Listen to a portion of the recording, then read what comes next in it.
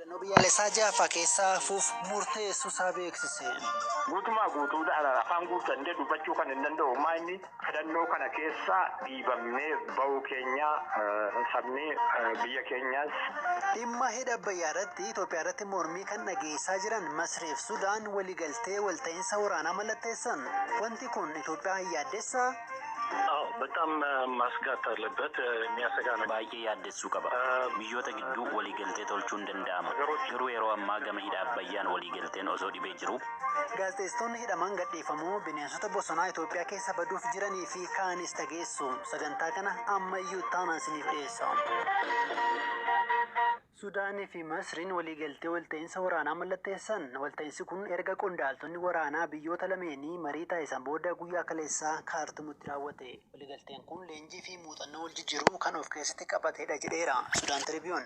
Gaafa wiixataa jila waraana Masrii kan hooggananii Sudaan seenanii fi ajajaan olaanaa waraanaa biyyattii kan ta'an Leetinant Jeneraal Mohammad Farid biyyi isaanii fedhii waraanaa Sudaan guutuuf qophii ta'uu himuun isaanii gabaafameera.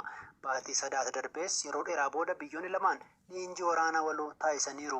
Sudaan dhimma daangaan Itoophiyaa waliin wal dhabdee qabduu fi dhimmi hidha Abbayyaa furmaata osoo hin argatin jirutti waliigalteen kun mallattaa'e.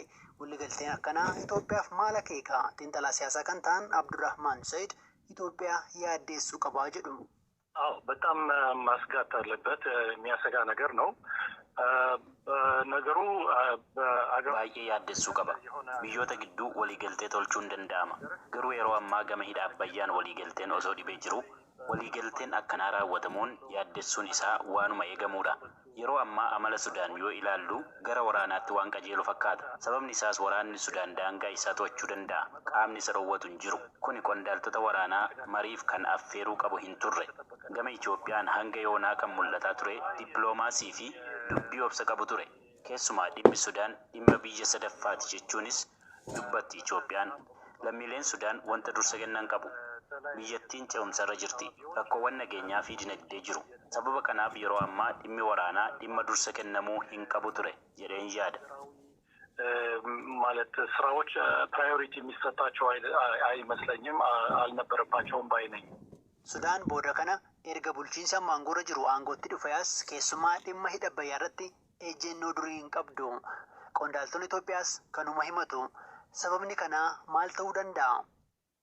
አገሪቱ በአሁኑ ጊዜ ምናልባት በሶስት ክንፎች ነው የምትመራው ማለት ይቻላል። yeroo ammaa Sudaan damee sadiin hoogganamaa jirti jechuu dandeenya. Inni tokko damee waraanaa yoo ta'u, inni lammataa garee milishaa waraanatti maxxanee fi inni sadaffaan bulchiinsa siviiliidha.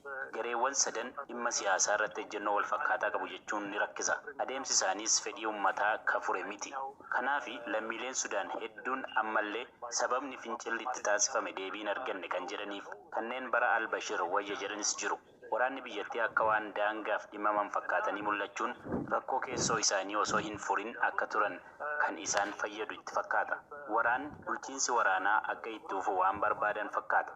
Fakkeenyaaf poolisiinis ta'ee waraan wal dhibdee sabaa fi kaan biyyattii keessa jiru hiikuuf hojjechaa hin jiru. Saamichis jira. Uummatni poolisiin maaliif callisee ilaala yoo jedhu isin bulchiinsa siviilii barbaanna waan jettaniif isaan isin haa tiksan jedhu. Kunis bulchiinsi biyyattii gara waraanaa akka deemu uummannis akka fudhatu taasisuufi. Kan biraa biyyoonni ollaa Sudaan biyyattii keessatti rakkoo uumanii biyyattiin gara bulchiinsa waraanaa abbaa irreetti akka deebitus gochuu barbaadanis ta'a. Warri Sudaan dhimma daangaa haa kaasan iyyuu malee dhimmi ijoo waa'ee hidha Abbayyaa natti fakkaata. Mariin biyyoota lamaan gidduu fudhatama yoo argate lolli waan barbaachisu natti hin fakkaatu. Gama Itoophiyaan dhimmi hidhaa fi biyya sadaffaatu harkaa qaba wanti jedhu wanta haqarraa fagaate natti hin fakkaatu. የሶስተኛ ሀገር ምናምን የሚባለው ይሄ ትክክለኛ ዲፕሎማሲያዊ አነጋገር ነው፣ ግን ግምቱ ከሀቅ የራቀ አይደለም ማለት ይቻላል። Akkuma Masrii fi Sudaan waliigaltee walta'iinsa waraanaa mallatteessan Itoophiyaa fi Sudaan kibbaallee guyyoota muraasa dura waliigaltee wal fakkaataa taasisaniiru. Waliigalteen Sudaan kibbaa waliin taasifame Itoophiyaaf hangam guddaadha?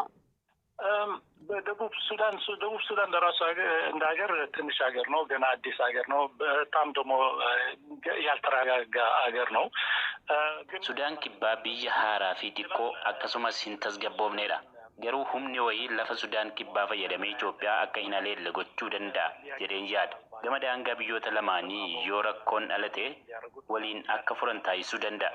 Kanaan ala gaanfa Afrikaatti Itoophiyaa fi michoonni ni barbaachisu. ያስፈልጓታል ጓደኞች እዛ አካባቢ ከርናፍ እንትን ሆርን ኦፍ አፍሪካ አካባቢና xiinxalaa siyaasaa Abdurrahmaan Said London irraa ture kan dhageenye.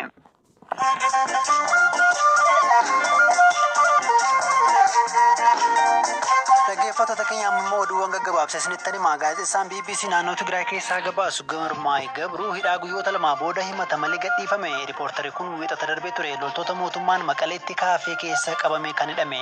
Gaazexeessonni 3 biroo hidhamanii turanis gadhiifamaniiru. Godina Gujii aanaa Oddoo Shaakisoo magaalaa Magaddootti balaa ibiddaa mudateen manneen jireenyaa fi daldalaa 29 gubatan. FBC'n kominikeeshinii aanichaa eeruun akka gabaasetti sababni balaa kana humna elektirikii ibidda qabate ta'uu hin oolle jedhameera. Ji'oota 6 darban qofa lammiileen 2646 balaa tiraafikaan lubbuu dhabuu koomishiniin poolisii federaalaa beeksise. Namooti 2565 immoo irratti immoo miidhaan salphaan ga'eera. Balaan galmaa'e immoo 20,000 oli. Abbaan taayitaa bulchiinsaa fi to'annoo qorichaa Taanzaaniyaa kaampaanii qoricha oomishuudhaaf jechuun fincaan dubartootaa ulfaa bitachaa jiru irratti qorannoo jalqabuu ibseera. Kaampaanichi biyyattii keessatti galmee beekamtii hin qabu jedhe. Dureessi lammii Jaappaan Yusaaku Mizaawaa miseensota hawaasaa keessaa namoonni 8 xiyyaara hawaan gara addeessaatti akka imalan affeere. Namni kamuu imala kanatti dabalamuu hin danda'a jechuun namoonni karaatti galmaan mijeessuu isaa ibseera.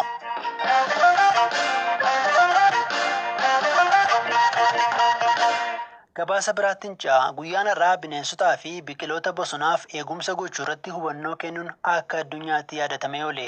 Itoophiyaan akaakuu bineensota bosonaa garaa garaa qabaachuun biyyoota addunyaa tarree duraarra jiran keessaa sadarkaa afuraffaa irratti akka argamtu ogeessi kunuunsa bineensota bosonaa obbo Cammara Zawudee ni dubbatu. Haa ta'u malee lakkoofsi kun yeroodhaa yerootti hir'achaa akka jiru himu. Kanaafis sababiin maal akka ta'e dubbatu. Adamoo seeraan alaa babal'achaa jira. Keessumaa biyya keenya keessatti arbi bakki jireenya isaa bakka muraasa iddoo baay'eetti adamoo seeraan alaatti raawwatamaa jira.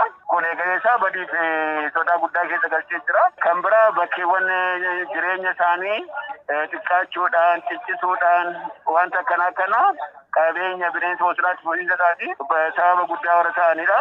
Gama kanaanis wal qabatee fakkeenyaaf jeedalli diimtuun yookiin Abisiiniyaa Wolf kan jennu yookiin Itoophiyaanus isheenis bineensota badiidhaaf saaxilamanii egereen isaanii sodaa jala jiru. Kanneen akkana bineensota hedduu kaasuun hin danda'ama. Bineensi qorkee jedhamu, harreen diidaa gireelli jedhamu.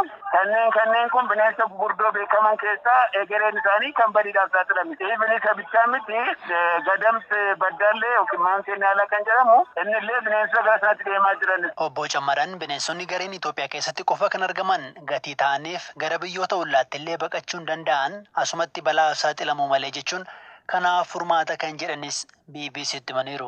Yoo jiraates Itoophiyaa keessatti yoo badde Itoophiyaadhumatti badde gadamsi baddaas yookiin maanteen yaalaas akkasuma Itoophiyaa keessaa bahuu hin danda'u. Maaliif bakki uumamni isaanii inni jalqabaas inni dhumaas biyyuma kana waan ta'uuf kanneen biroo kan akka arbaa kan akka harree diidaa guddaa kan biroo dabalatee isaan kun garuu yoo rakkoon itti hammaate biyya biraatti deemuu danda'u. Adamoon waan kan babal'ateef waa lama waa sadii ta'uu danda'a. Tokkoffaan hundaa oli yeroo ammaa adamoon bineensa bosonaa seeraan alaa akkuma addunyaatti iyyuu madda galii guddaa ta'ee jira.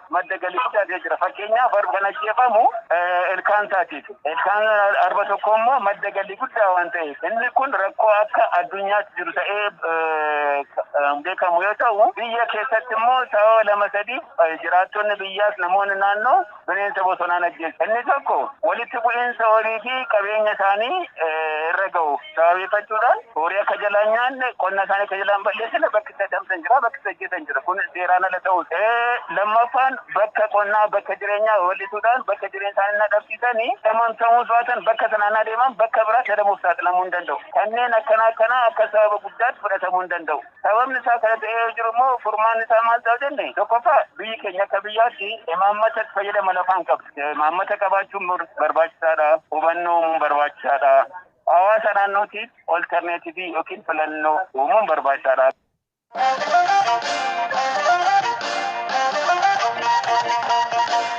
Xumurarra geenyeerraa paartiin Koongireesii Federaalistii Oromoo filannoo biyyaalessaa Itoophiyaa ja'affaa baatii caamsaa dhufu taasifamuu keessaa hafuuf murteessuusaa beeksise. Paartiin Piroofeesar Mararaa Guddinaan hoogganamu kun waggaa birannaa irra deddeebiin miseensonni isaa jedhamuu fi waajjirri isaanii cufamuu ibsuun hirmaachuu akka rakkatu ibsaa ture. Ta'us murtee xumura torban darbe koreen hojii raawwachiiftuu dhaabichaa mari'atee murteessuusaa itti gaafatamaan waajjira dhaabichaa obbo Xuruunaa Gamtaa BBCtti himaniiru. Obbo Xuruunaan galmeen kaadhimamtootaa boor xumuramus paartiin isaanii kaadhimamaa tokkoyyuu hin galmeessisne jedhan. Dabalataan dhimma kanarratti hooggansi dhaaba isaanii ministeera muummee Abiy Ahmad waliin mari'atus fala hin finne jechuun himu. Egaa hamma yoonaatti